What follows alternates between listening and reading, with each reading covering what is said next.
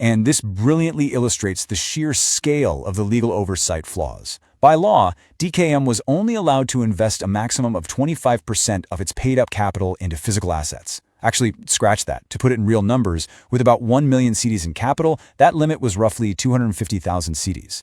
Instead, DKM poured over 16 million into assets, but the most glaring, absolutely shocking violation, 77.26 million CDs of everyday customer deposits were secretly funneled directly into Martin Delle's personal empire, including an airline, a fuel station, and even a mining company. So, here's the absolute kicker.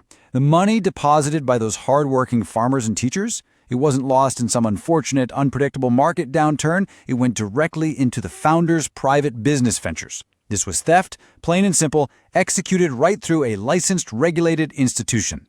But when the Bank of Ghana finally did act in April 2015, their method was essentially a sledgehammer, a 90-day moratorium that completely froze every single DKM account.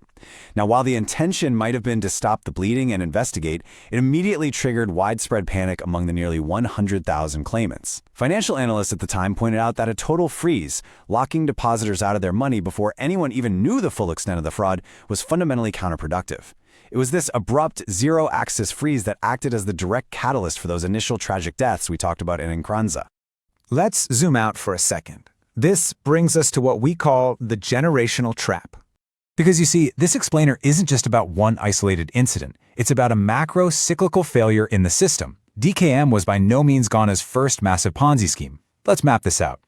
Back in 1995, operations called Pyram and R5 promised extraordinary returns, eventually collapsed and completely wiped out the savings of thousands.